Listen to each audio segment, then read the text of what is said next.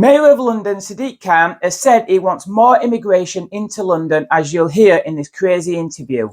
He wants the government to leave him to decide London's immigration policy, as if it's a separate country to the rest of the UK.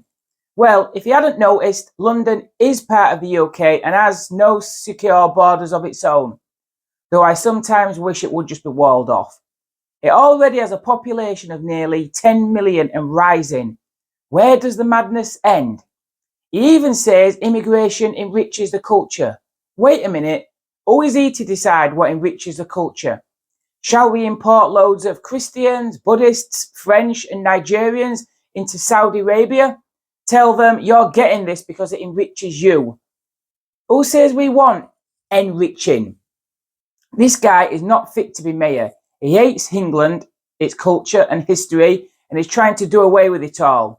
That is why he is banning on about renaming our streets. He's trying to make London less English, even though English people are already the minority there now. And soon, all our other big cities will be going the same way. He's going on about all this while crime is through the roof. People are running around the streets, hacking each other to death with machetes, many of which are immigrants. House prices are through the roof. Many English people are moving out of the city altogether as it's a dystopian mess. And yet he wants more immigration. Take a listen.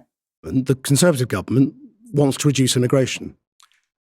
Do you think you need fewer immigrants or more immigrants in London? I've no hesitation at all in saying we need more migrants in London. And let me explain why. So I'm not equivocating. It's really important for me to say this why. Park the social benefits to our city from migration.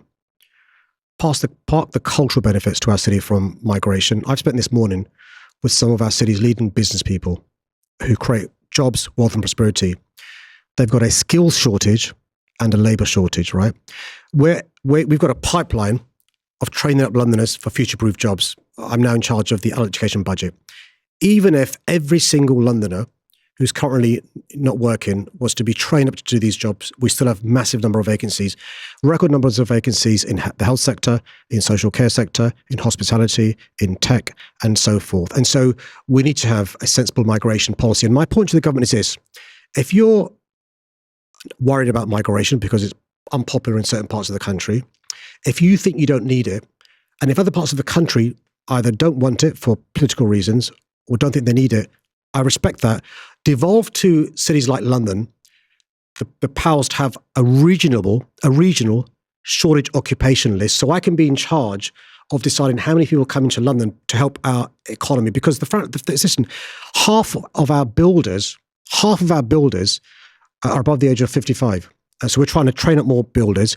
We've lost almost half of our EU-born builders in the last 7 years. So Brexit's been a disaster from that point of view, has it? It's a combination of the extreme hard Brexit on top of Brexit, but also the well-reported issues about low birth rates and so forth, and the pipeline of people coming into the economy and so forth. So we need migration, sensible migration.